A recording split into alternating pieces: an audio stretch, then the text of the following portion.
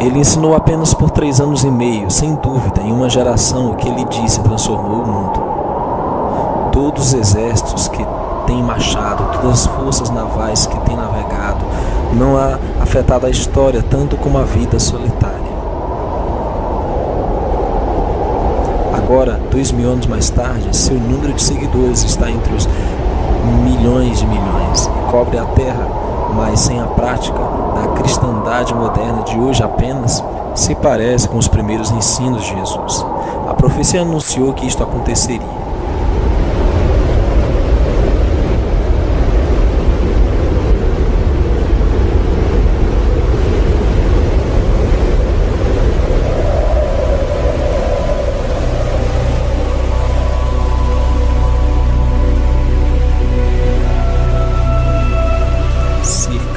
Ano de 91, prisão na ilha de Patmos.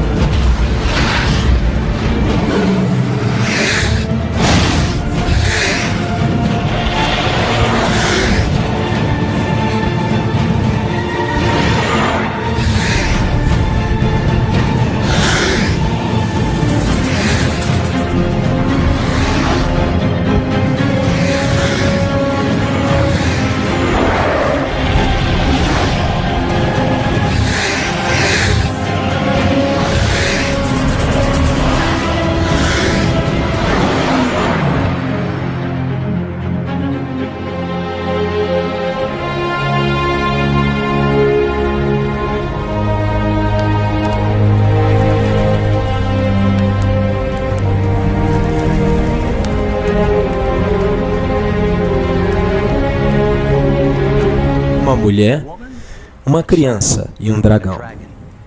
À primeira vista, isto pode parecer como os ingredientes para um conto aterrador de fadas. De fato, as cenas alarmantes que acabou de presenciar são parte de uma profecia verdadeira e poderosa dada ao apóstolo João, quase 2000 anos atrás. O que nos diz essa profecia encontrada em Apocalipse 12? Simboliza algum caso que aconteceu há milhares de anos atrás? Ou descreve as coisas que vão acontecer em um futuro próximo? E quem a mulher, o dragão e a criança representam? Junte-se a nós. Agora, enquanto investigamos um mundo que você nunca viu, como somos parte dele. Apocalipse, a noiva, a besta e Babilônia.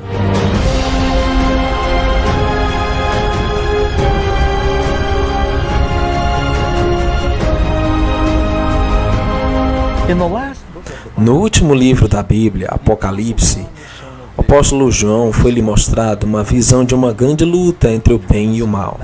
É uma profecia de uma batalha que ha estado intensificante atrás da cena desde o começo dos tempos. Os segredos por detrás dessa profecia têm sido envoltos em mistério por séculos, até agora. Desde os reinos e governos, antes, ao redor do mundo, até mulheres e homens que se levantaram para lutar. Esta história do cristianismo, a busca da verdade e a fundação da fé de bilhões. E viu-se um grande sinal no céu, uma mulher vestida do sol, tendo a lua debaixo dos seus pés e uma coroa de 12 estrelas sobre a sua cabeça. E estava grávida, e com dores de parto, e gritava com ânsias de dar à luz. E o dragão parou diante da mulher que havia de dar à luz, para que, dando ela à luz, lhe tragasse o filho.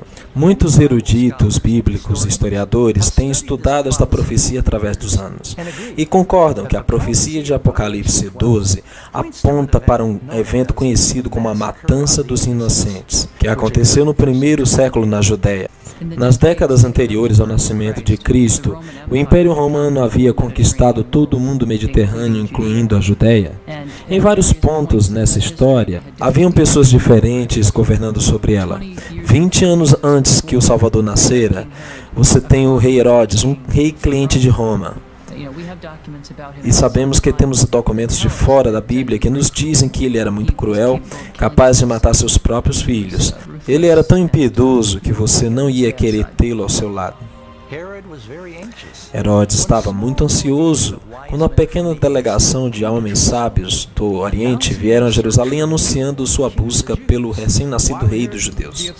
Por que Herodes iria se incomodar com isso? Porque aquele era o título de Herodes concedido a ele pelo Império Romano, rei dos judeus. E lhe perguntaram os astrólogos quanto tempo esta criança pode ter nascido, e determinaram que provavelmente haviam se passado 2 anos no máximo desde que a criança tinha nascido. Ele descobre dos fariseus e os saduceus onde exatamente o menino poderia nascer. E ele descobre que é em Belém e se preocupou em perder o seu trono. Por isso tem tanta raiva contra esta criança e envia os seus soldados para tentar matar a Jesus.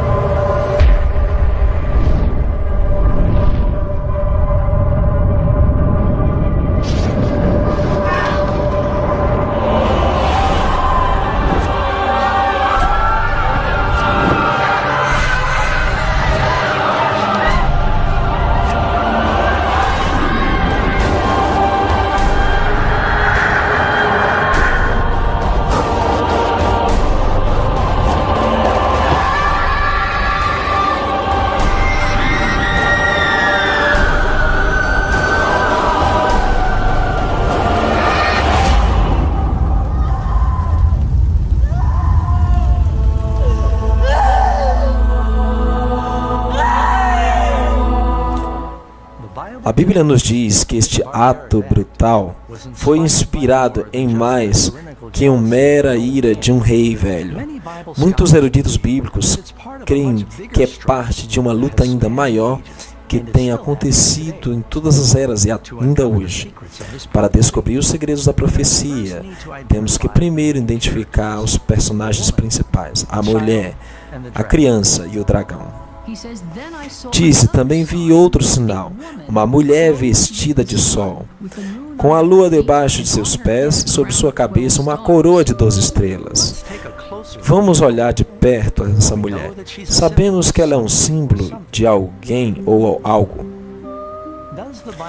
A Bíblia nos diz o que essa mulher representa. Maridos, amai a vossas mulheres, assim como Cristo amou a igreja e se entregou por ela. Entendemos disto que a igreja é a noiva de Cristo. Não é apenas a noiva de Cristo, mas em certo sentido, desde que nenhum homem odeie sua própria carne, A igreja é o corpo de Cristo. Claramente, uma mulher nas Escrituras representa uma igreja. E você tem uma mulher representante do povo de Deus no Antigo Testamento. Nós vemos no Novo Testamento. Jesus já chega ao povo de Israel e então a igreja cresce como algo que Cristo desenvolveu. Mas o mais importante é que esta mulher está para dar à luz a uma criança especial. Quem é essa criança? Temos algumas indicações. Uma, governa com vara de ferro sobre todas as nações. Essa é uma reverência do Antigo Testamento, onde claramente o Eterno é quem governa todas as nações com vara de ferro. E então ele disse que foi levado para o céu. Quem foi levado para o céu? Jesus Cristo, certo? Ele é o Rei dos Reis, Senhor dos Senhores. Então há muitas indicações de que definitivamente fala de Jesus. Agora vamos considerar o arquivilão. Nesta importante profecia, o dragão. E viu-se outro grande sinal no céu, e eis que era um grande dragão vermelho. Sabe, gostaria de dar uma teoria extravagante, mas a Bíblia nos diz claramente o que o dragão é. O dragão é o diabo. Tanto o Antigo Testamento como o Novo. Quem é que trata de destruir? Esse é Satanás, já sabe, o anjo. Assim ele ataca Cristo quando ele chega. Ele ataca-o ali. E foi precipitado o grande dragão, a antiga serpente, chamado Diabo e Satanás, que engana todo mundo. Ele foi precipitado na terra, e os seus anjos foram lançados com ele. O que vemos aqui na primeira parte de Apocalipse 12 é uma representação simbólica do conflito de todos os tempos entre Cristo e Satanás. Encontramos essa descrição que retrocede desde o Jardim do Éden, onde vemos uma serpente alada. É uma forma do dragão. E temos esta serpente, esse dragão, vindo no princípio por meio das Escrituras. Através da vida de Cristo, Satanás tentou alterar os planos de Jesus para prover salvação para a raça humana. Pois ele foi ferido por nossas transgressões. Ele foi machucado por nossas iniquidades. O castigo que nos traz a paz estava sobre ele, e por suas feridas fomos sarados. Em várias ocasiões, eles tentaram expulsá-lo das sinagogas. Eles tentaram silenciá-lo, torturaram publicamente. A mesma estratégia de Satanás para atrapalhar o plano da salvação foi totalmente destroçado quando o Salvador se levantou dos mortos. E o seu filho foi arrebatado para Deus e para o seu trono. Com o Filho de Deus fisicamente fora de seu alcance, o diabo dirigiu toda a sua fúria contra os seguidores de Jesus, os cristãos. Ele fez mais disto por meio do poder cruel da Roma imperial. E quando o dragão viu que fora lançado na terra, perseguiu a mulher que dera à luz o filho homem. O cristianismo era uma pequena minoria sofrida que não tinha status oficial no Império Romano e havia uma série de perseguições, algumas das quais foram bem severas. Um dos papéis da religião dentro do Império Romano era assegurar o bem-estar do Estado. A ideia era que se os deuses fossem adorados apropriadamente, então estariam a favor do Império. Se não fossem adorados apropriadamente, então coisas malignas aconteceriam ao Império como resultado da ira divina. Eles não queriam sacrificar os deuses. E os deuses nesse momento incluíam também o imperador. Então é fácil considerar essas pessoas como bodes expiatórios. Basicamente, se algo vai mal é porque provavelmente tem cristãos ao redor que se recusam a dar aos deuses o que lhes corresponde. Claro que tinha que puni-los. O castigo significa com frequência a morte. O que as pessoas pensavam é que eram os cristãos reunidos também pareciam fazer amor com seus irmãos e irmãs, porque haviam rumores de que eles cometiam incestos. Cristãos costumavam chamar-se entre si irmãos e irmãs e costumavam comer a carne de Cristo. As pessoas escutavam aparentemente que os cristãos estavam comendo crianças. Então, quando os pagãos ouviram sobre isso, pensavam pior. Os cristãos foram progressivamente despojados de seus cargos civis, suas posições militares, seus livros foram confiscados, suas casas destruídas, tudo na ansiedade de que estavam debilitando o bem-estar do Estado.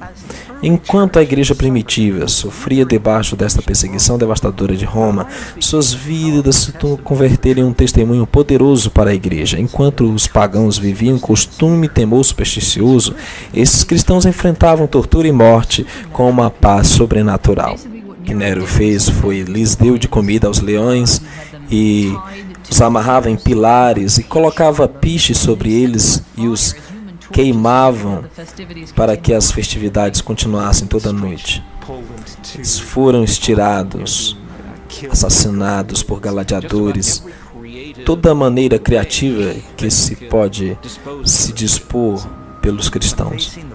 Ao enfrentarem essa dor em suas vidas, cantavam e se regozijavam, e milhares pagavam por sua fé. Suas orações na morte verteram essencialmente em semente para a nova igreja. As pessoas são cativadas, como essas pessoas estavam morrendo, que imediatamente a reação foi: quero registrar-me. E assim os cristãos se propagaram como pólvora, quanto mais se posicionavam por sua fé. É verdade que tem que ser enfatizado que a igreja primitiva, apesar dos intentos de opressão e extremados autocráticos e potentes imperadores, pressionaram firmemente contra os cristãos e ainda assim ela sobreviveu. Tertuliano argumenta que sempre que havia uma fome ou uma peste, todos diziam: cristãos aos leões. E logo diziam com sarcasmo: como tantos podem ser devorados por poucos, querendo dizer, você não pode nos destruir a todos nós. Durante este tempo de crescimento exponencial, os cristãos em todo o Império Romano, literalmente, estiveram na clandestinidade. Esse labirinto de túneis e aposentos debaixo das cidades romanas se conhecem como catatumbas. Agora, é muito importante entender as catatumbas. Muitas pessoas pensavam que haviam cavernas naturais debaixo de Roma, e os cristãos simplesmente se enfiavam lá. As catatumbas, quase sem exceção, não são cavernas naturais, foram escavadas pelos cristãos. Então, os cristãos fizeram um completo labirinto subterrâneo, e todos os cultos eram mantidos lá, nas mesmas tumbas dos mártires. Em segundo lugar, é que mesmo sendo enterrados e os mortos é muito significante. Os cristãos creem numa ressurreição da carne. E hoje, claro, essa crença foi mudada durante os séculos do primeiro entendimento dos cristãos, que seriam ressuscitados e na precisa forma corporal. Portanto, optaram por enterrar seus mortos em vez de incinerá-los. Portanto, quando alguém os via enterrando seus mortos, especialmente em momentos em que havia intensas ondas de perseguição, era como dizer-lhes: venha investigar-me, já que posso ser um cristão. No ano 306 depois do Salvador, um novo imperador romano logo chegou ao poder. E as coisas começaram a mudar rapidamente. Constantino o Grande foi um militar capaz e um político astuto. Então, Constantino teve que ir contra uma série de guerras civis para atingir seu objetivo político de se converter em imperador, e esse objetivo não tinha nada a ver com o cristianismo. Vai desde a Gália, a atual França, de onde sua base de poder, para enfrentar seu rival, Magancio, na Itália. Constantino se mobiliza desde o norte e o Monte Piemonte, na Itália, a um largo campo, e ganha uma batalha atrás da outra. Enquanto marchava com seu exército, teve um sonho uma noite onde Deus veio até ele e lhe disse: te converterás em um cristão e colocarás este sinal em teu escudo e vencerás. Pouco depois de que efetivamente teve uma visão na qual a história nos diz que foi vista por seu exército, assim como por ele mesmo. Levantou a vista ao sol e viu uma cruz de luz por cima dele e as letras gregas Teutonica, que significa: com este sinal vencerás. A história que havia tido esse sonho aparece uma etapa relativamente temporal descrita por Eusébio. Há diferentes fontes, existem diferentes versões, mas parece que Constantino disse: tenho encontrado um divino, um anjo me disse que por este sinal da cruz vencerei. Constantino mandou suas tropas adornarem seus escudos com o símbolo cristão.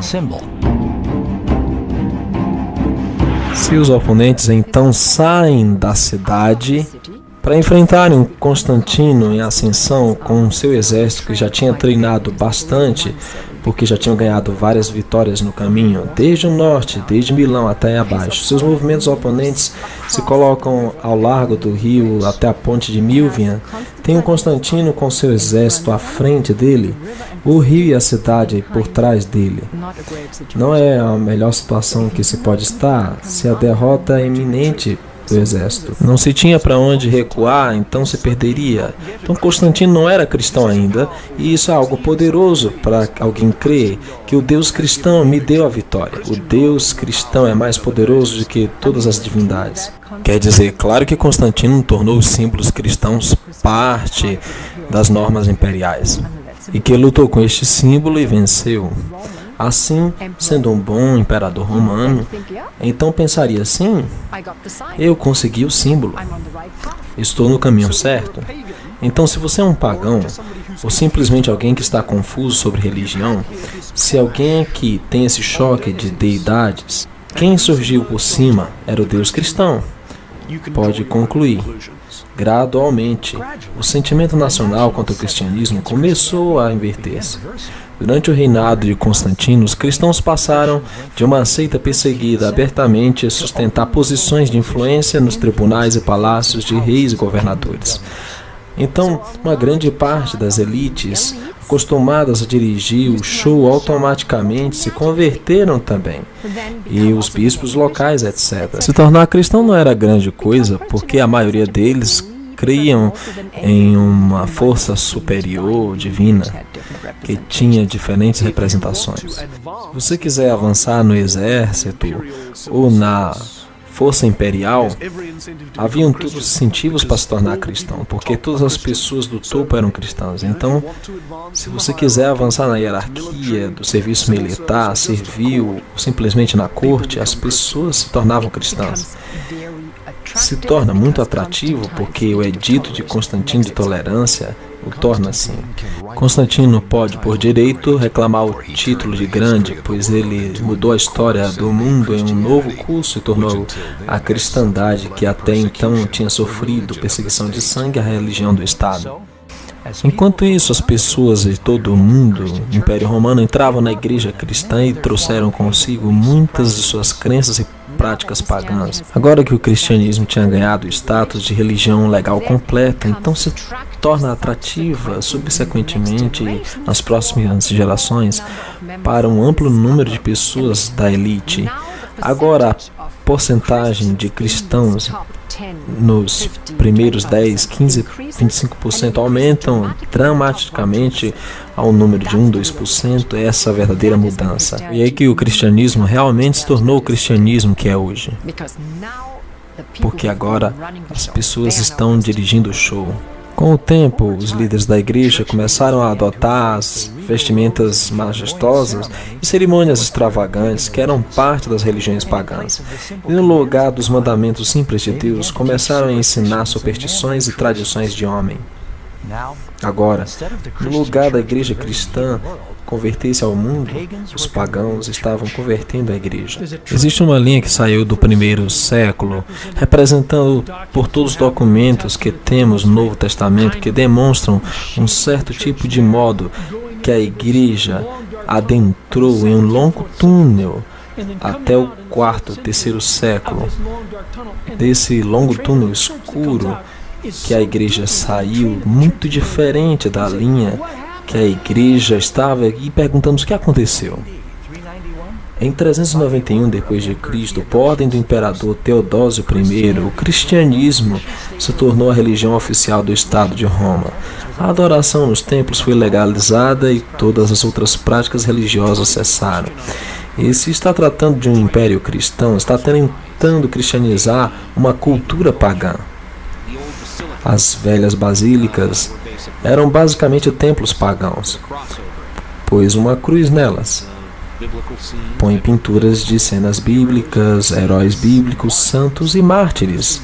Os cristãos estavam muito decididos e com a intenção de apoderar-se de todos os tempos pagãos. E existe um líder notável na igreja que, em um tratado que sobrevive, escreve uma refutação dos ataques pagãos contra o cristianismo e diz que parte de sua evidência está em seus próprios lugares de culto. Nos apoderamos deles e purificamos a idolatria, lugares onde o único verdadeiro Deus é adorado. Que evidência mais clara que todo o seu sistema é falso? Onde estão seus deuses se está permitindo que isso aconteça? Então os cristãos deliberadamente, de propósito, como estratégia, tomam não somente os lugares, mas as ideias dos rituais e como creem, os transformam em avançar a sua causa, difundindo o cristianismo. O que sabemos é que até a extensão pela qual creem que isto e dizem, bem, até que ponto é legítimo fazer isso e em que momento começamos a tomar outras ideias? A velocidade com que a igreja primitiva deslizou em apostasia te deixará sem reação. Enquanto milhões de pagãos rapidamente se uniram às igrejas, naturalmente relutantes em desfazer-se de seus tesouros idólatras, os romanos e os gregos estavam tão acostumados a estar circundados de símbolos de deidades que começaram a fazer o mesmo com o cristianismo. Muitos desses novos conversos apenas renomearam seus ídolos com nomes cristãos como Paulo, Maria e Pedro. Uma estátua de Júpiter se converteu na estátua de Pedro e sabemos que devido a um disco de sol que possui justo sobre sua cabeça indica que esse não é Pedro, mas uma estátua pagã que foi renomeada. Em vez de Rômulo e Rêmulo, ei, por que não os mártires? Dois grandes mártires, como Cosmo e Damião. As representações de Ísis, uma deusa originalmente egípcia, mas tinha se tornado muito já grega, se torna a representação de Maria levando seu filho. Você tem uma mãe e uma criança na tradição toda a história. Mitraísmo se tem na Babilônia, se tem até o tempo da Pérsia. Parece que Maria adquiriu algumas das características que estavam associadas com as outras deusas. Ela veste um manto azul, se coloca numa meia-lua. Ela é a mãe de todos os deuses. A Ísis carrega o seu filho Horus. É a imagem que obtém um novo nome e agora o nome é Maria levando o seu filho Jesus. Ou uma representação do deus Hermes é a mostrada como Cristo, o bom pastor. Esculápio é o modelo iconográfico para muitas das representações de Jesus. Um jovem Deus vibrante com cabelo encaracolado, uma barba pequena. Pronto, as estátuas dos santos, inclusive Jesus, começaram a adornar as igrejas. E mesmo que Deus proíba claramente a confecção de imagens nos 10 mandamentos, as pessoas começavam a venerá-los e confeccionar ídolos. Não farás para ti imagem de escultura, nem alguma coisa que exista nos céus ou abaixo na terra, nem nas águas debaixo da terra. Não te curvará perante elas, nem as adorarás. Relacionado com o último ponto entre a veneração de Maria, a mãe de Jesus, se bem que é certo que Maria foi uma mulher fiel e honrada por ser sua mãe, as Escrituras em nenhuma parte ensinam que deva ser divinizada ou adorada. Maria sempre havia sido importante na história cristã, mas por volta da Idade Média se tornou elevada quase a uma, olhando separadamente, uma divindade. A Virgem Maria se cria ser aquela que poderia falar pelos seres humanos culpados ao seu filho virtuoso, supremo, censurador e julgador. Uma imagem muito estranha, mas é assim que a arte religiosa do período o mostra. A Bíblia não venera Maria como um santo especial. A levanta como uma mulher maravilhosa, pura, usada por Deus para dar à luz ao Messias. Sem dúvida, o Concílio de Nicéia em 325, a igreja elevou a estatura de uma deusa e comediadora com Cristo. Inclusive, com o tempo, no quarto século, as igrejas estavam sendo dedicadas à Virgem Maria. Tristemente, esses não foram os únicos erros que entraram durante esse tempo. Na época apostólica, o batismo era uma cerimônia sagrada reservada apenas para aqueles com idade suficiente para tomar uma decisão racional por Cristo. Era um testemunho público de aceitação de Cristo e seu perdão. O batismo representa literalmente estar morto e enterrado a nossa velha vida de pecado e ressuscitado, nascer de novo para a nova vida em Cristo. E vem a ser, no curso dos séculos, como um direito de iniciação ao cristianismo. E começa a acontecer nas primeiras etapas da vida, está apenas ao final da infância e começa a estar pronto para fazer esse compromisso com a sua fé. A cerimônia do batismo era também realizada em um lago, um rio, onde a pessoa podia ser totalmente submergida, simbolizando que estava lavando completamente seus pecados. A prática do batismo foi pouco a pouco alterada pela igreja. Centenas de anos depois de Cristo, o derramamento de água, o gotejamento, foram apresentados como a forma mais cômoda de batismo. Isso, na verdade, debilitou o poderoso simbolismo do serviço e contradiz o exemplo de Jesus, que foi batizado por imersão. E continua a ser o caso até o século XII, porque foi o tempo em que os crentes estavam examinando a doutrina cristã e chegaram à conclusão de que o pecado original que toda a humanidade tinha como resultado da queda do Éden existe na alma desde o momento do nascimento. Havia um conceito antibíblico que uma criança poderia pecar de imediato. E assim, portanto, se há pecado, estava em perigo de ir ao inferno e arder para sempre. Então a única maneira de livrá-lo era batizando. E tinha que ser batizado na igreja. Se não era membro da igreja, era como se fossem seus ingressos. Então os teólogos dizem, temos que começar a batizar bebês imediatamente quanto possível. Depois que nascem, podem morrer. E claro, era um período de alta taxa de mortalidade infantil. Então eles podem entrar no céu. Outra verdade cristã que foi alterada pela influência pagã foi a ceia do Senhor. Jesus instituiu o serviço da ceia, também conhecido como Eucaristia por alguns, a ser uma cerimônia maravilhosa onde seus seguidores receberiam o vinho, comeriam o pão sem fermento. Estes símbolos do corpo e do sangue sem pecado de Cristo foram estabelecidos para ajudar os cristãos a se lembrarem do sacrifício e dos ensinos de Cristo. Sem dúvida, o rito mais importante dos últimos cristãos era a Eucaristia e a comunhão, como mais chamavam na missa.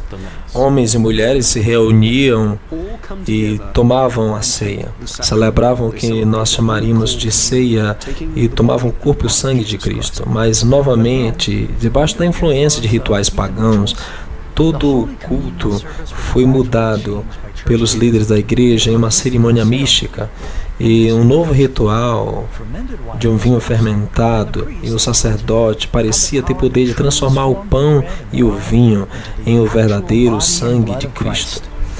Esta é a transubstanciação, a ideia de que um sacerdote transforma a Eucaristia no corpo e no sangue de Cristo.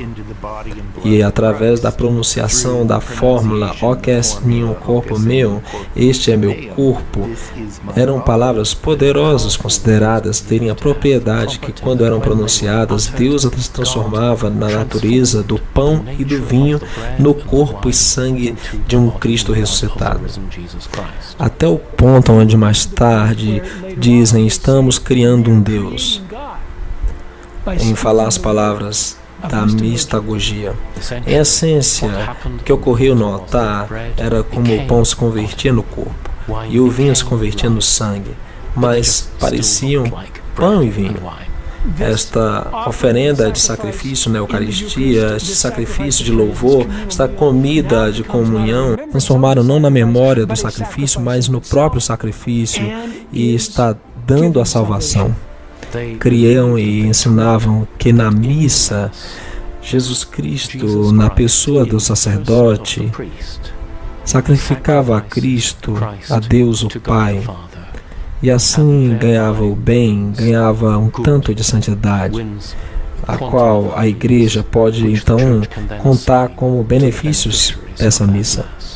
Porque as pessoas creem que ao celebrar uma missa, estavam fazendo algo bom que era oferecido a Deus. Havia uma justificação teológica para fazê-lo muitas e muitas vezes. Em 1415 d.C., no Concílio de Constança, líderes da igreja decretaram que somente os sacerdotes poderiam beber o vinho e que os leigos só receberiam o pão. Sem dúvida, a Bíblia claramente diz que quando Jesus estabeleceu a ceia, todos beberam dela. Cerca de 300 anos depois de Cristo, a igreja começou a desviar-se de outros dos 10 mandamentos, especificamente o 4º mandamento, que requer que nos lembremos do 7º dia como dia de repouso. Lembra-te do dia de sábado para o santificar. 6 dias trabalharás e farás toda a tua obra, mas o 7º dia é o sábado do Senhor teu Deus. No Império Romano, o judaísmo era uma religião antiga, e todas as religiões antigas eram respeitadas. Quando os judeus seguiram pelejando contra Roma, havia sido como uma espécie de guarda-chuva de segurança sobre o judaísmo, se tornou como um para-raios para a cristandade. Os cristãos se tornaram alienados dos judeus, os judeus os perseguiam e assim tentaram se distanciar dos judeus. Os líderes da igreja começaram a desmerecer o 7º dia de descanso dos 10 mandamentos em preferência pelo mais popular domingo romano. Alguns cristãos erroneamente cometeram o erro que deviam jejuar no sábado, mas que podiam festejar no domingo, e é o que os pagãos faziam. Festejavam no domingo e jejuavam no sábado. Não é um conceito judeu. Os judeus jejuavam na sexta e festejavam no sábado. Por isso que alguns cristãos criam. Então, se você está jejuando um dia, festejando no próximo, você pode adivinhar qual é o dia mais popular. E Cristo ressuscitou no domingo, e há uma tendência muito natural para isso, marcar e celebrar. Uma terceira razão, e essa era a influência do culto ao sol que entra na igreja.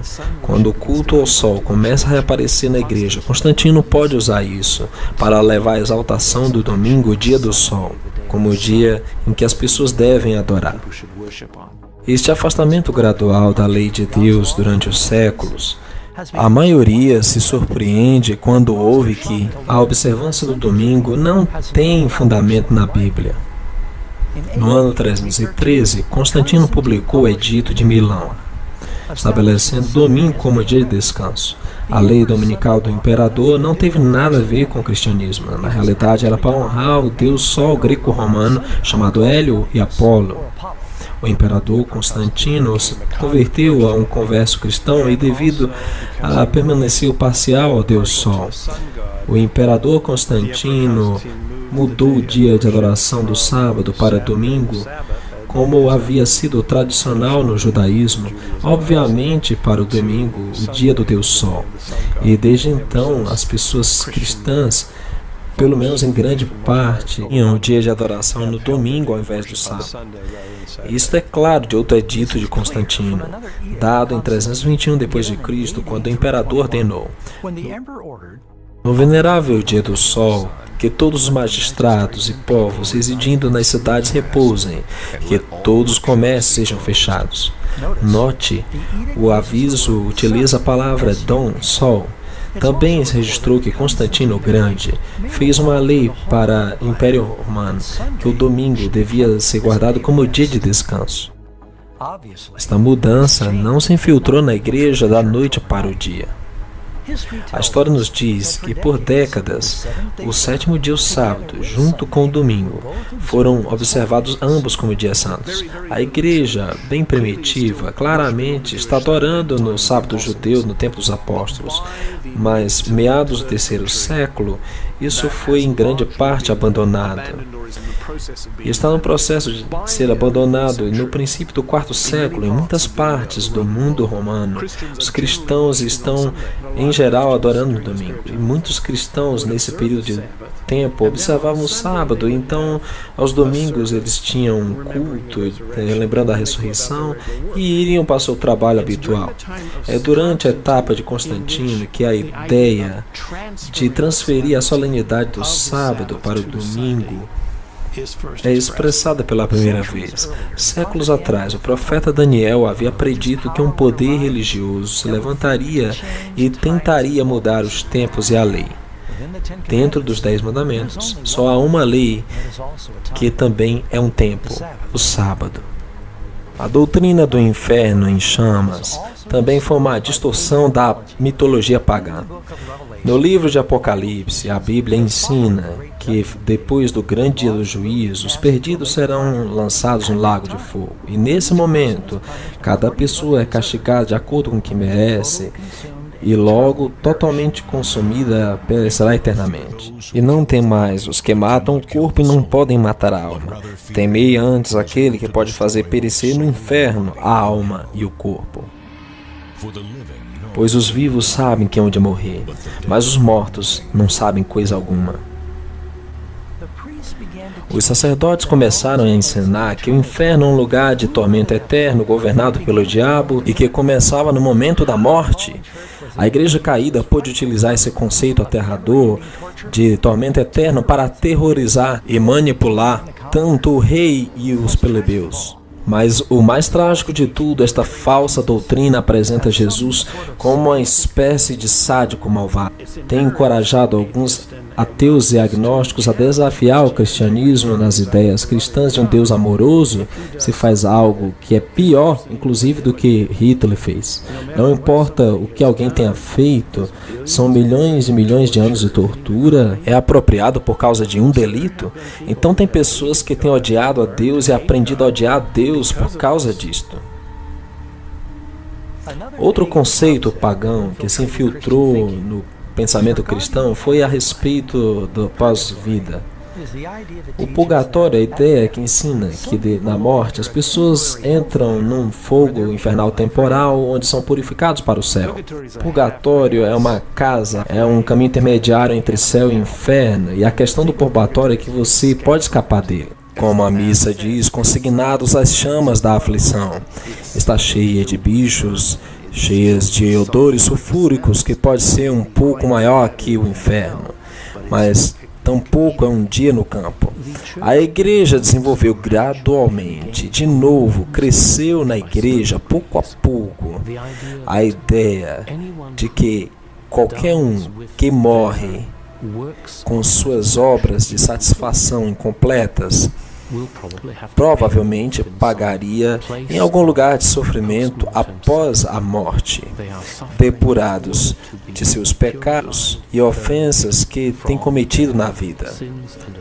O povo medieval cria em quase todos que serão salvos e redimidos, quem sejam membros batizados da igreja, mas quase todos também teriam que fazer penitência pelos pecados que haviam cometidos e não haviam confessados, em passar algum tempo no purgatório. Assim, na verdade, a tarefa era reduzir o tempo do purgatório.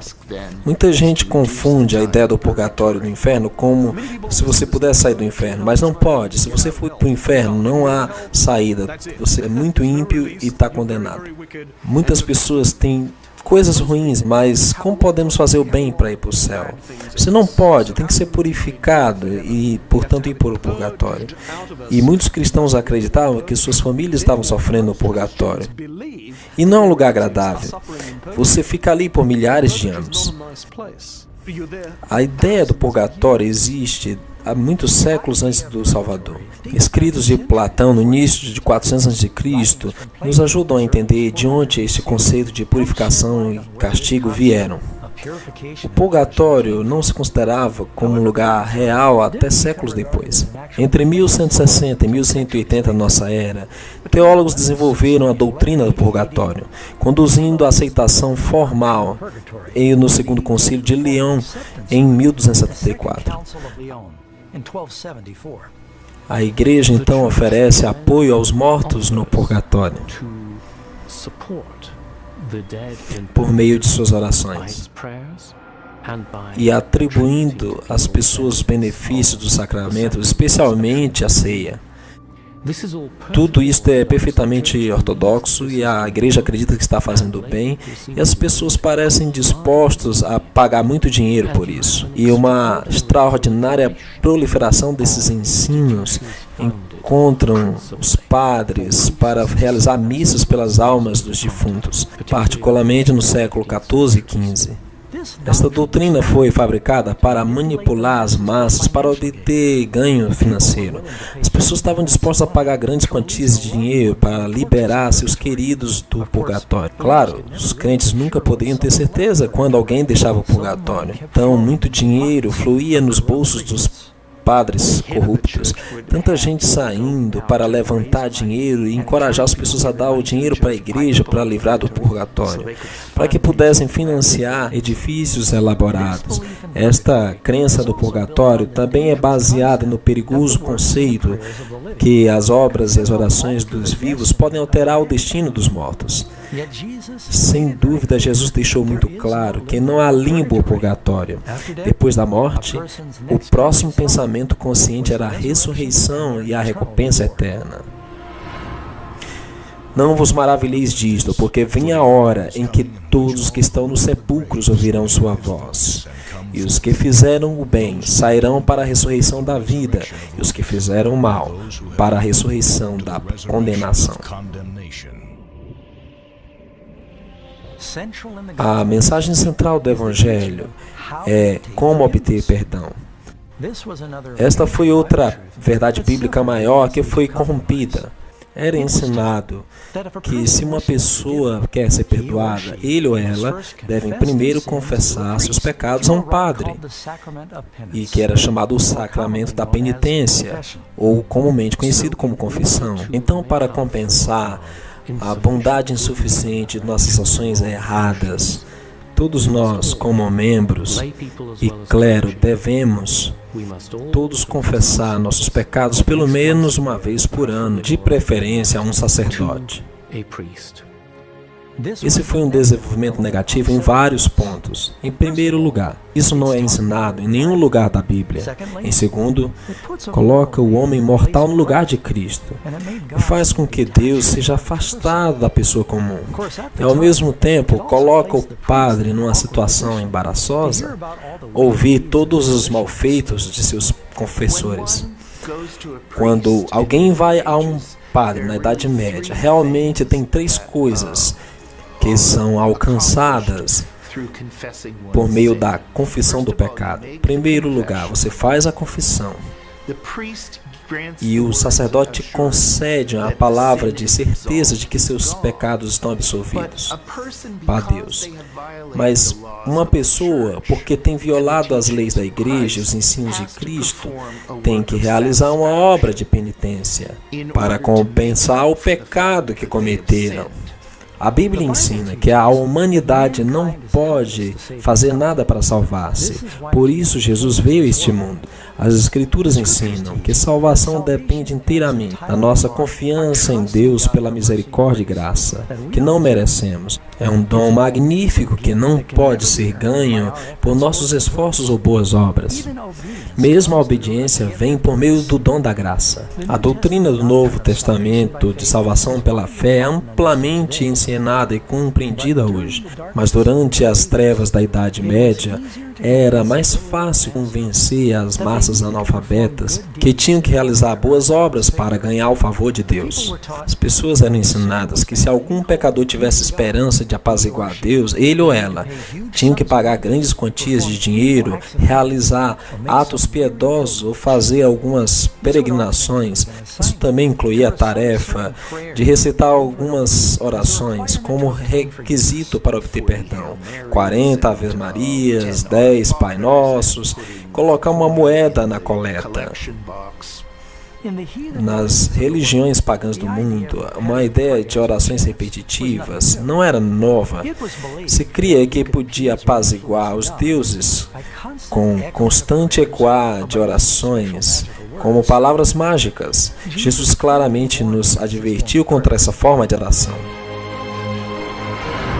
E orando, não useis de vãs repetições, como os gentios, que pensam que por muito falarem serão ouvidos. Líderes corruptos da igreja sabiam que para manter um poder eterno sobre o povo de Deus, tinham de separá-los da única coisa que eles conheciam que poderiam expor seus enganos, as Sagradas Escrituras. A Bíblia não foi inicialmente retirada do povo. Era acessível, mas com o tempo, quando as pessoas viram as diferenças e desafiaram o clero, Então foi assim que, durante o passar do tempo, para não tornar disponível a Bíblia para o povo, apenas os sacerdotes podem interpretar as Escrituras, porque combinam a tradição com a Escritura, e algumas tradições interpretam as Escrituras, e alguém tinha que conhecer essa longa tradição como padre. Então as pessoas não poderiam ler as Escrituras. Então eles tinham que assegurar que as Escrituras seriam interpretadas de modo a se harmonizar com as tradições. Então do 5º século até o século XV, milhares de anos de história, era ensinado e aceitado que só os líderes religiosos eram suficientemente qualificados para explicar os textos sagrados. Era dito para as pessoas comuns que nunca podiam esperar entender as Escrituras sem a assistência de um sacerdote. Com este engano mortal, os leigos da igreja se manteram em trevas. Enquanto isso, a igreja visível, uma vez baluarte bíblico da verdade, tinha se degradado e corrompido, adornada com cerimônias espiritualistas. Não é de se estranhar que nesse período da história de deterioração política, econômica e espiritual, conhecido como a Idade das Trevas, é trágico como, apenas poucos séculos, a maravilhosa luz que havia brilhado e iluminado a noiva de Cristo tinha sido eclipsada por tradições pagãs. Agora, uma mulher muito diferente surgiu para ocupar seu lugar. E veio uma mulher sentada sobre uma besta de cor escarlata, que estava cheia de nomes blasfêmia, e tinha 7 cabeças e 10 chifres. A mulher estava vestida de púrpura e de escarlata, e adornada com ouro e pedras preciosas e pérolas, e tinha na sua mão um cálice de ouro cheio das abominações e da imundícia da sua prostituição. E na sua testa estava escrito o nome, Mistério, a Grande Babilônia, a mãe das prostituições e abominações da terra. E vi que a mulher estava embriagada do sangue dos santos e do sangue das testemunhas de Jesus. E vendo aí, eu maravilhei-me com grande admiração. Em Apocalipse capítulo 17, João vê uma mulher que ele descreve notavelmente diferente da mulher pura de Apocalipse 12. Quem é esta nova prostituta sanguinária? E que estranha besta ela está montada. Se você não estiver sentado, é melhor fazer isso. O que você vai ouvir é um pouco chocante. Só há um império, uma igreja, uma instituição que se harmoniza com o critério desta profecia, a Igreja Católica Romana. Isso não significa que todas as pessoas desta fé são más, insinceras ou perdidas. As pessoas católicas estão entre as mais nobres e realizado grandes benfeitos durante a história. É realmente sobre uma luta maior entre poderes espirituais e instituições combatendo sobre as verdades nas Escrituras. Agora precisamos retirar o véu e olhar com cuidado nos fatos. Em Apocalipse 17:1, observamos que esta mulher se senta sobre muitas águas. Felizmente, o anjo explica este símbolo no verso 15.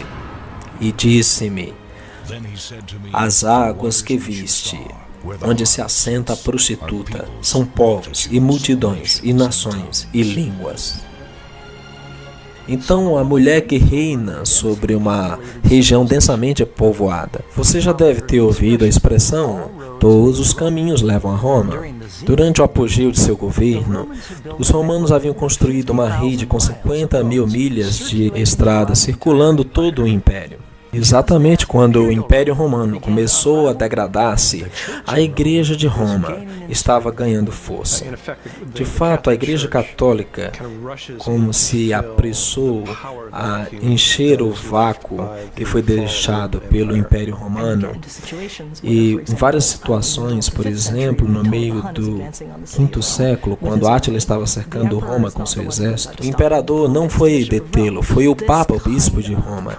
Esse tipo de proeminência política como religiosa trata realmente de definir o papel do Papa.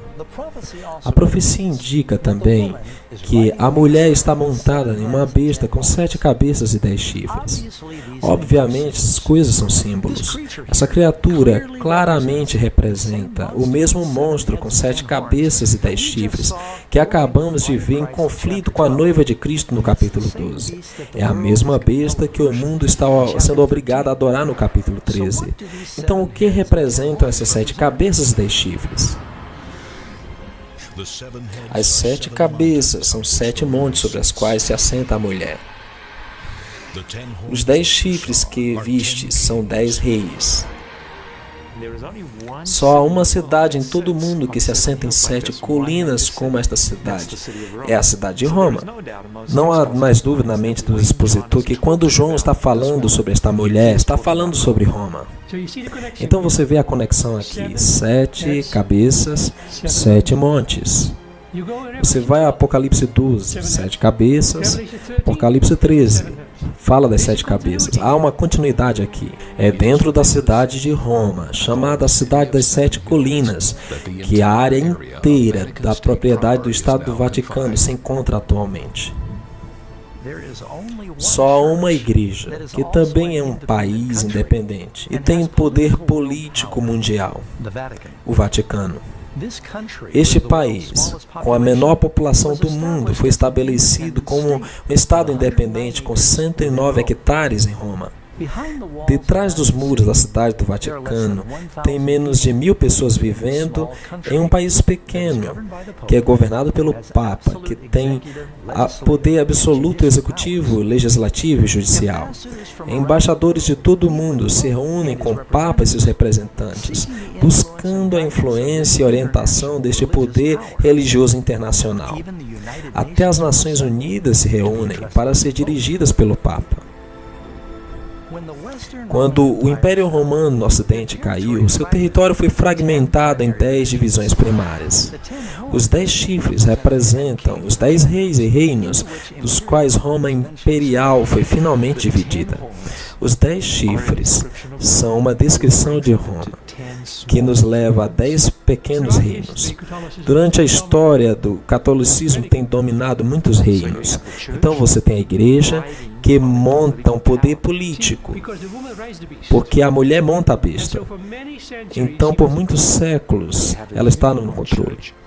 E você tem uma união entre igreja e Estado. Os nomes de blasfêmia são também outro elemento chave para a profecia. Aponta diretamente para a Igreja Católica Romana. Sustentamos na terra o lugar do Deus Todo-Poderoso. Isso coloca o homem mortal na posição de Deus e finalmente exata definição da blasfêmia. Isso não se pretende questionar a sinceridade de um papa específico, mas a profecia está adereçando o ofício que ele ocupa e a instituição que o representa. A mulher também está vestida de cores únicas. Ela tem cores específicas que são mencionadas aqui.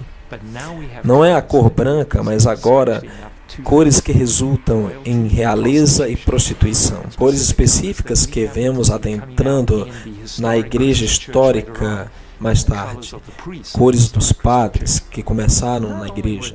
As cores não eram apenas as cores principais dos Césares romanos, mas de acordo com a enciclopédia católica, púrpura é a cor oficial dos bispos, é a escarlata para os cardeais. Além de púrpura e escarlata, vemos que esta prostituta ou igreja corrupta possui vastas riquezas minerais. Quando alguém considera seus tesouros inumeráveis, de ouro, pedras preciosas, a Igreja Católica é de longe a igreja mais rica da Terra. Cada ano, turistas vêm de todo o mundo para ver a brilhante opulência da Igreja Romana. Outra marca preocupante desta mulher se encontra no verso 6. Vi a mulher embriagada com o sangue dos santos e com o sangue dos testemunhas de Jesus. A história revela que a Igreja Romana foi o pior opressor dos cristãos e judeus através dos séculos. De fato, historiadores nos dizem que mais de 50 milhões de mártires foram vítimas da terrível Inquisição e perseguições da Igreja de Roma. Então, o que temos aqui é uma profecia que diz que a Igreja engajaria numa terrível perseguição. E é isso exatamente o que aconteceu. A Igreja começou um processo legal, um sistema legal, conhecido como a Inquisição, para interrogar estas pessoas, para forçar o maior número possível a se retratar e retirar suas ideias e a aprender dos líderes do movimento e para detê-los para não divulgar mais. O maior número de mortos que se há registrado ocorreu quando a igreja perseguiu aos que estavam em desacordo com ela. Esses níveis de repressão continuaram até a Idade Média. Então, esta mulher ou igreja é um poder perseguidor que oprime os verdadeiros seguidores de Cristo. Estaremos vendo várias almas valentes que arriscaram suas vidas para falar contra as influências corruptoras dessa igreja e durante esse tempo de trevas espirituais. O povo que andava em trevas viu grande luz, e sobre os que habitavam na terra resplandeceu a luz. Vivendo em Lyon, na França, havia um jovem que alteraria o curso da história cristã. Pedro Valdo, bem conhecido como Valdez, um jovem comerciante muito rico e educado, teve uma experiência de transformação de vida.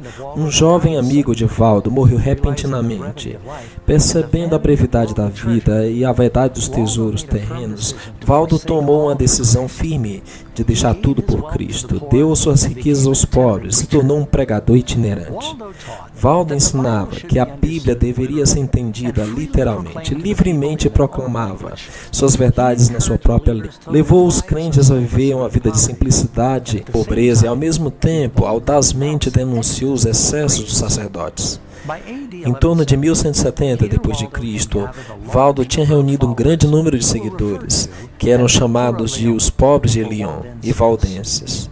Pedro Valdo, de educação convencional, é o fundador dos valdenses, um grupo de pessoas crentes na Bíblia, vivendo na França e Itália. Ele era um católico leigo que se inspirou na pregação da igreja primitiva. Começou um grupo de pregadores que viajavam, os quais ensinariam o evangelho. Falava contra a transubstanciação da missa, coisa que alguns dos valdenses pareciam ir à missa e fazer seus próprios cultos também. Uma vez, oficialmente, os inquisidores certificados da Europa começaram a encontrar pessoas e começaram a chamar de valdenses, os seguidores de Valdez, por todas as partes. Então, espalhados pela Europa, poderiam ver essas pequenas células de comunidade, pessoas leigas iam às igrejas católicas a maior parte do ano, mas uma ou duas vezes por ano, talvez, eles tinham um grupo para viajar que chegavam aos pastores valdenses que chegavam a eles. Onde quer que ele ia, Pedro Valdo via gente com fome da verdade. Ele cria que havia uma fome na terra pela palavra de Deus. Então Valdo pagou um clérigo para assisti-lo na tradução do Novo Testamento no próprio vernáculo francês.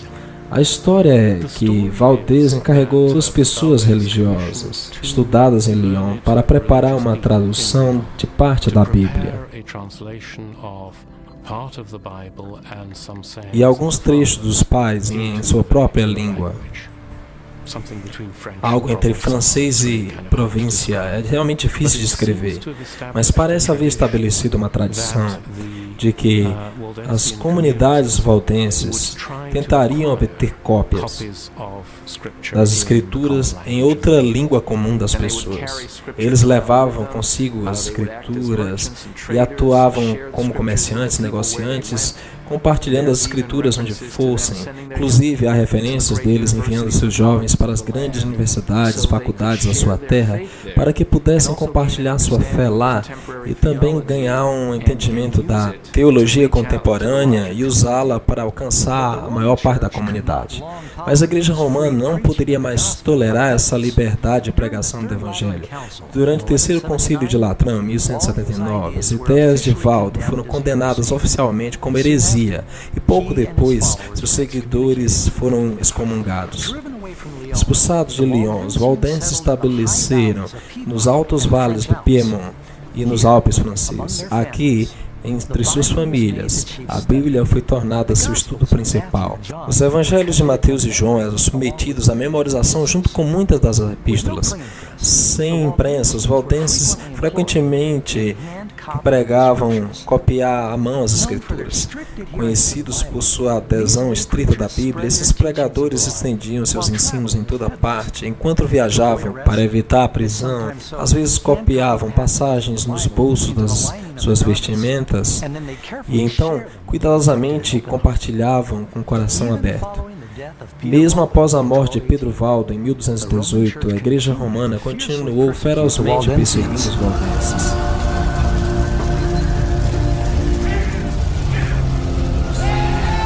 Por séculos, muitos foram julgados e condenados à morte em vários países europeus.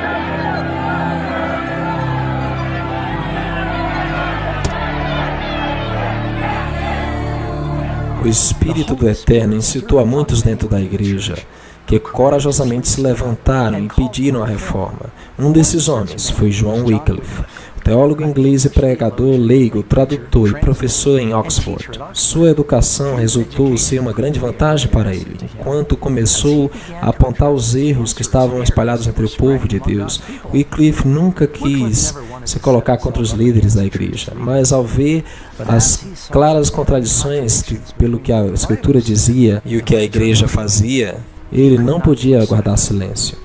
Bem, Wycliffe era uma pessoa muito incomum para se tornar herege, porque ele era catedrático de Oxford, era praticante criado dentro da estrutura do poder da igreja, embora ficasse angustiado com o que ele via ao seu redor. Enquanto via Roma substituindo a Santa Escritura pela tradição, acusou o sacerdócio de privar do pão da vida o povo com fome espiritual. Ele cria que a Bíblia era a única fonte de suprema autoridade e ordenou a tradução da Bíblia. Teve alguns seguidores chamados Lollardos que iam ao redor distribuindo a Escritura e pregando. Eles criam na leitura da Bíblia, aliam a Bíblia de Wycliffe e criam no mesmo tipo de simples piedade que os outros tinham defendido no início do século XII. Esse foi o maior dom que poderia dar ao povo comum. Nenhum documento tem modificado o curso da história, mais que a tradução da Bíblia em inglês. Ele apresentou algumas das verdades que o protestantismo depois traria, e, como acabou de sugerir, seus ensinamentos, apesar de séculos antes, estavam preparando o caminho para muita gente na Inglaterra aceitar a reforma quando chegasse. Wycliffe teve a audácia de declarar que a autoridade universal do Papa não era bíblica. Foi sobre estas condições que, em 22 de maio de 1377, o Papa Gregório XII condenou os escritos de John Wycliffe, indicando que seus ensinos eram perigosos para a Igreja e o Estado. Wycliffe continuou ensinando salvação somente por Cristo e as Escrituras eram infalíveis, em vez da Igreja Romana. Com o tempo, seus escritos e trabalho de reforma se estendiam como ondas sísmicas, influenciando milhões do povo de Deus. Podem ser lidas em qualquer lugar onde há escolásticos, teólogos que poderiam ter acesso. Eles viajavam para a Boêmia e inspiraram John Huss também. E Huss compartilhou o ataque sobre a transubstanciação, sobre o poder clérigo e também com Wycliffe sobre a riqueza da igreja. Huss era o único menino pequeno quando faleceu Wycliffe. pelas obras de Wycliffe tiveram grande impacto na sua vida. John Hus foi um pregador boêmio e também professor de universidade e capelão do rei. Ele foi confiado eventualmente com o cargo de pregador em uma capela pequena que acabara de ser fundada, a Capela de Belém. Com Wycliffe, John Hus pregou a escritura na língua do povo, uma prática que a igreja proibia em favor do idioma em latim. Ele pregava na língua do povo e os boêmios haviam tido a escritura em sua própria língua, e apesar dos concílios da igreja. E é por isso que ele entrou em contato com os ensinos de Wycliffe. E, sobretudo, ele especialmente foi atraído contra a doutrina da transubstanciação, o ataque contra a riqueza e influência da igreja. Caminhando através da cidade, Hus notou um par de pinturas que dois homens tinham colocado como um protesto. Cada uma das telas interpretava uma cena diferente. Em uma era a imagem do humilde Salvador, entrando em Jerusalém com seus discípulos cansados de viagem. Na outra tela, havia uma imagem do Papa, vestido em roupas ricas e luxuosas, transportado em um trono e seguido por uma procissão. As pinturas certamente apresentavam um contraste entre o Salvador que disse que as raposas têm seus covis, os passos seus ninhos, mas o Filho do Homem não tem onde reclinar sua cabeça, com o esplendor magnífico do Papa e seu séquito papal. Movido por este conhecimento, começou a denunciar publicamente o orgulho, a ambição e a corrupção do clero. E sem temor, fez um chamado de reforma da igreja. Se deve interpretar a Escritura de acordo com a verdade é definida pelo que a igreja crê. Como corrige um erro na igreja? Não tem uma revisão dos erros. Não existe correção da igreja. E isso, creio, é o defeito fundamental que permitiu à igreja começar a equivocar-se e continuar errando. John Hus foi convidado a ir à Constança, na Alemanha, para defender sua crítica à Igreja de Roma. Sigismundo, rei da Hungria, mais tarde do Sacro Império Romano, lhe garantiu um salvo-conduto, mas imediatamente na chegada de Hus na cidade, foi preso e colocado no calabouço, no castelo Gottlieben. O rei Sigismundo estava muito enfurecido pela apreensão de Hus e ameaçou o concílio.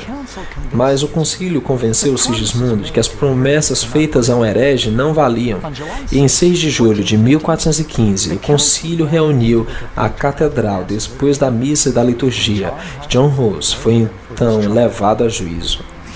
Ele pediu para defender suas posições e, ao defendê-las, encontrou que havia expressado uma heresia, assim foi confiscado e julgado por heresia. Então os guardas levaram Hus para ser executado.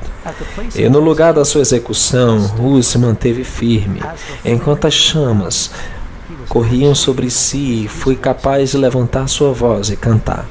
Entre suas palavras ao morrer, Hus previu que dentro de 100 anos, Deus levantaria um homem, cujos clamores por uma reforma não poderiam ser suprimidos.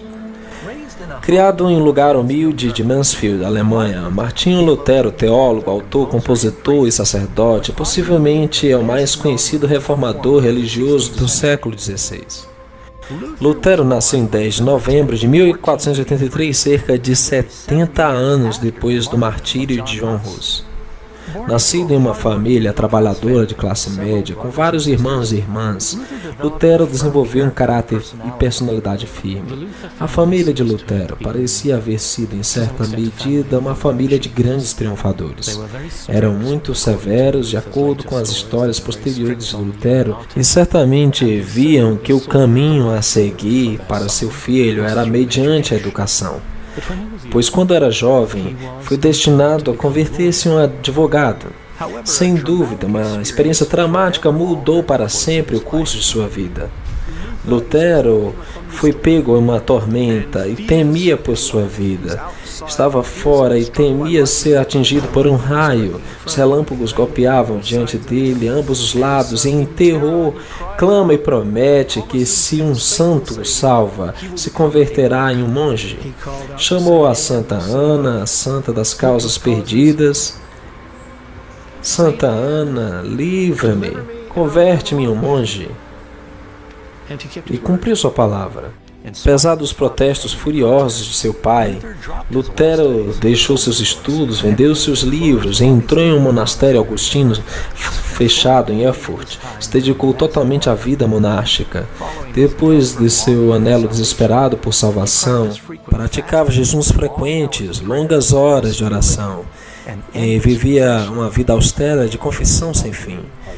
Se alguém podia haver ganhado o céu como monge, então eu farei, de fato, estando como monge. Encontrou um ancião confessor que se deu conta que Lutero tinha uma alma sensível. O seu confessor se deu conta que Lutero necessitava ensinar a Bíblia, assim se converter simultaneamente em um professor de teologia, pregador da igreja, do povo e membro da comunidade religiosa. Ele basicamente fazia 3 trabalhos. Em Wittenberg, aprendeu a estudar a Bíblia em suas línguas originais. Logo, começou a compartilhar livremente as verdades que estava aprendendo em suas conferências. Seus ouvintes estavam encantados. Em 1510, Lutero fez uma peregrinação para visitar a sede da igreja da Santa Cidade de Roma. Ele ficou enojado de testemunhar terrível ganância e impiedade que ele viu em todas as classes do clero.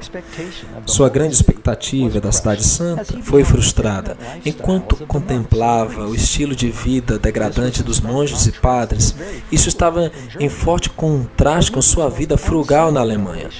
Mas a revelação mais inquietante estava por vir. Ele foi para Roma, estava subindo as escadas e ali houve uma voz, não necessariamente verbal, mas uma em sua cabeça: o justo viverá pela fé. E assim eu subi estas escadas de Pilatos, de joelhos, as quais devia ganhar algum tipo de, você sabe, garantia para não queimar-se no purgatório por tanto tempo, e de repente se deu conta: o que estou fazendo? A Bíblia diz que isso vem pela fé. E ele se levantou dos seus joelhos, e esse foi um movimento decisivo. Lutero finalmente entendeu a importância de confiar nos méritos de Cristo pelo perdão. Depois de regressar de Roma em 1512, Lutero foi recompensado com um doutorado de divindade na Universidade de Wittenberg. Começou a pregar valentemente que as pessoas não deveriam aceitar nenhuma doutrina a menos que viesse da Bíblia. Foi esse princípio da sola Escritura que se converteria no clamor da Batalha da Reforma.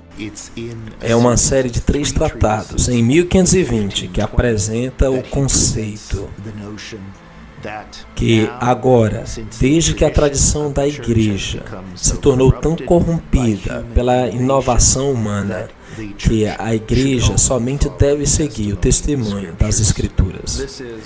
Este é o fio condutor da história que descreve a decadência da igreja, quando as pessoas perderam as Escrituras e a capacidade de ler as Escrituras por si mesmos. Havia uma barreira entre elas e Cristo, e logo começaram a se recuperar.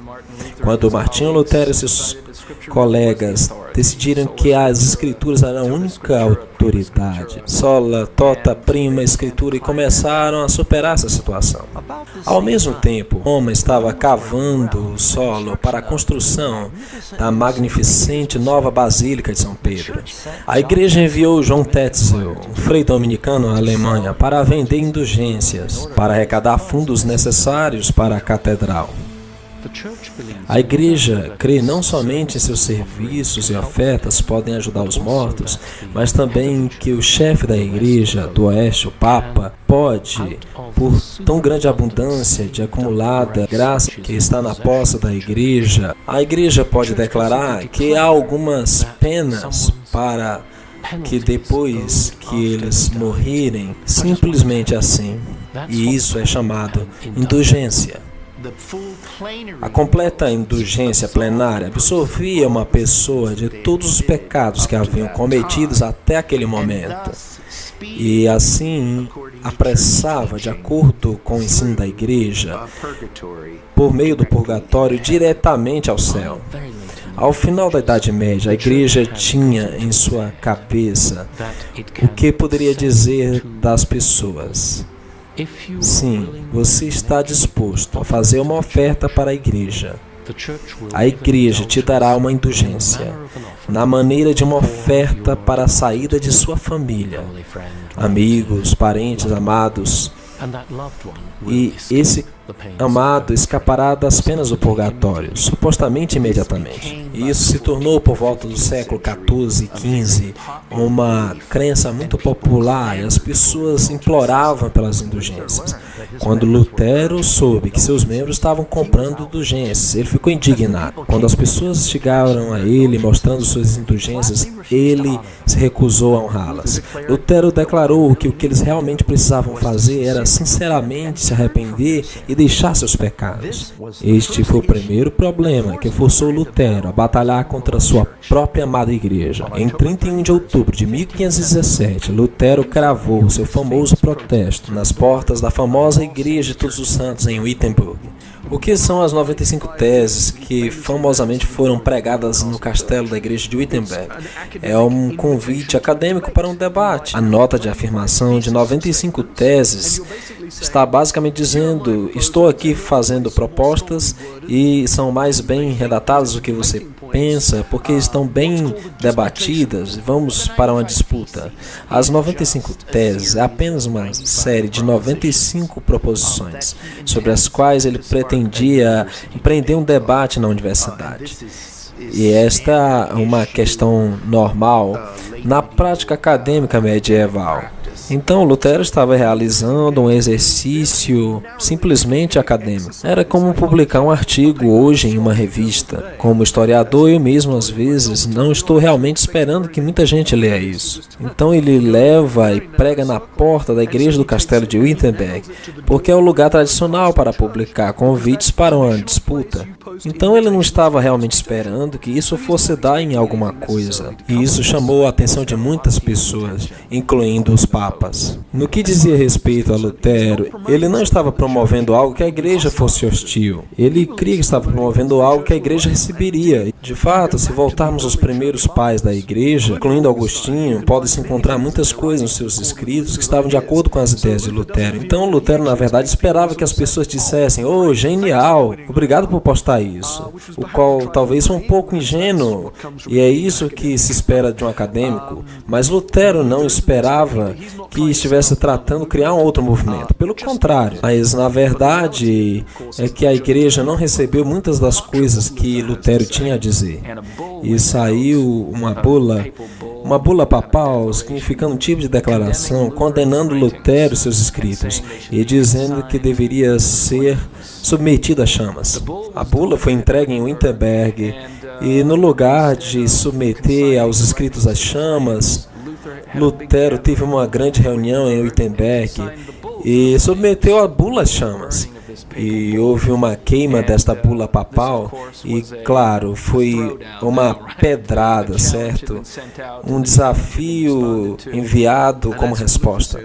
Então Lutero disse: bem, se eles me condenam, eu vou condenar vocês, porque essa é uma questão sobre a verdade. A igreja está condenando verdades bíblicas, então a igreja deve ser, na verdade, um anticristo. Então, é claro, quando você chama alguém de anticristo, é difícil ter um consenso e voltar atrás. Então, o imperador alemão organizou uma audiência e todos os príncipes e sacerdotes importantes se reuniram para uma junta histórica em um lugar chamado Gusanos. Ali havia representantes de todos os diferentes príncipes, nobres e cidadãos livres do império. E Lutero vai crendo que tem a oportunidade de debater. E a igreja sabe que Lutero é um debatedor brilhante, a igreja não quer lhe dar muita chance. Ele foi levado perante o grupo e lhe mostraram uma pilha de livros e lhe fizeram duas perguntas. Estes são os seus livros? E você vai se retratar? Você vai retirar os ensinos que você fez neles. E ele não respondeu imediatamente.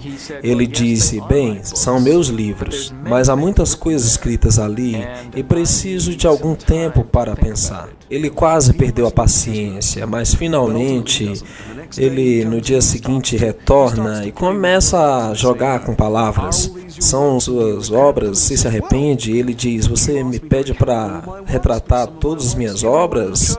Tem coisas que a própria igreja concorda, tem escrito sobre alguns males que a igreja realmente concorda. Ele começou a tentar entrar num debate e as autoridades começaram a tratar, não, você vai se retratar ou não? É um momento heróico, especialmente porque no que se refere a Lutero, ele crê que está sendo levado à morte. Es sei denn, ich durch das Zeugnis der Schriften oder durch klares Überzeugen. A menos que seja convencido pelo testemunho das Escrituras e pela razão clara, porque não confio no Papa ou nos concílios, sendo que é bem conhecido que sempre se contradizem. Me apego às Escrituras, que tem citado, a minha consciência está cativa à palavra de Deus. Não posso e não vou me retratar em nada, desde que não é seguro e contra a consciência. Aqui estou. Não posso fazer outra coisa. Que Deus me ajude. Amém. O conselho não teve muito o que dizer em resposta. Lutero foi declarado criminoso. Sua literatura foi proibida e sua prisão foi ordenada. Disse o documento: queremos que seja preso e castigado como um herege notório. Lutero tinha recebido um salvo-conduto para a dieta de Worms, assim como Hus tinha recebido para a dieta de Constança, pouco mais de 100 anos atrás. E havia essas autoridades que insistiam com o Santo Imperador Romano, assim como o Imperador Sigismundo tinha agido com o conduto de Hus. Carlos V não queria ser conhecido como o segundo imperador que havia descumprido sua parte no salvo-conduto. Então, por qualquer razão, talvez algumas outras, ele permitiu que Lutero deixasse a cidade e regressasse para sua casa. Pensou que provavelmente alguém o mataria no caminho, porque havia uma recompensa por sua cabeça. No lugar disso, por suposto, Lutero foi sequestrado por um grupo armado de homens que estavam trabalhando, na realidade, para Frederico, que tiraria de circulação por algum tempo no castelo de Warburg, que só Frederico sabia a respeito. Ninguém sabia o que tinha acontecido com Lutero. Muita gente achava que ele estava morto. Um ano depois desse exílio solitário que Lutero se refere como meu Patmos, o ex-sacerdote continuou seu trabalho prolífico de escritura e até tentou traduzir o Novo Testamento do grego para o idioma alemão. Agora, cerca de 72 anos antes que Lutero completasse sua tradução do Novo Testamento, Gutenberg mudou a história com a invenção da prensa. Com esta nova tecnologia maravilhosa, a verdade de Deus começou a se espalhar como folhas de outono em toda a Europa. Então, no meio desta grande reforma, o Senhor armou seu povo com a espada de sua palavra. Ao redor deste mesmo tempo, vários outros poderosos campeões da verdade se levantaram de dentro da igreja de Roma. Entre estes homens bravos, valentes, chamados a regressar às Escrituras, tiveram Philippe Melanchthon, Tyndale, John Calvino e John Knox, com o nome de alguns poucos. Enquanto os reformadores pregavam e a imprensa imprimia, as grandes massas aprendiam a palavra de Deus. Gradualmente, a luz da verdade começou a dissolver as cadeias de erro e superstição que haviam atado as pessoas por séculos.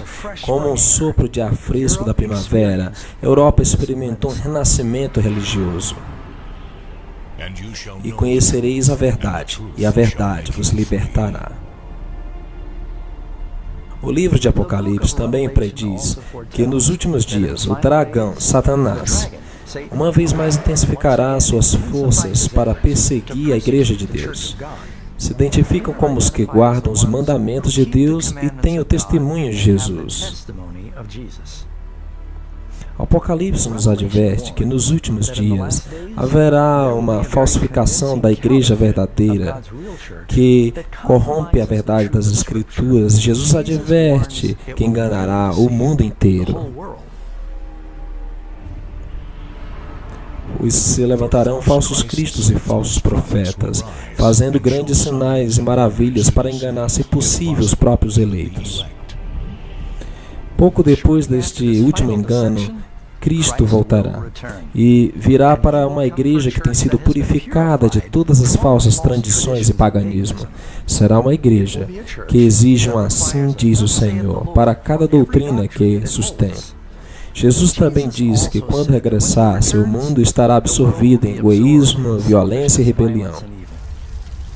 E ouvireis de guerras e rumores de guerras, porque se levantará nação contra nação, e haverá pestes, fomes e terremotos. O amor de muitos se esfriará, e então virá o fim. Esta guerra espiritual tem sido propagada ao longo dos séculos. Está claro que esta profecia está se cumprindo rapidamente. Enquanto esta batalha se intensifica, todos nós enfrentamos uma escolha. Escolhei hoje a quem servireis.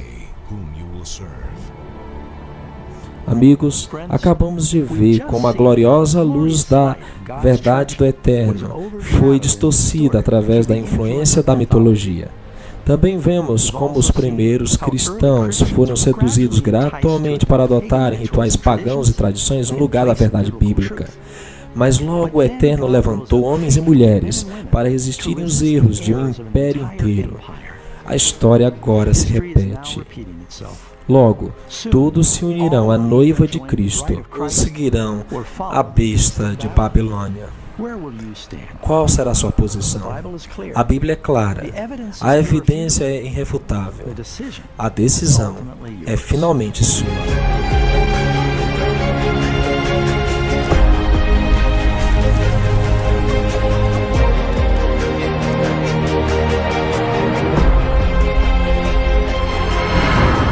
Certamente venho sem demora.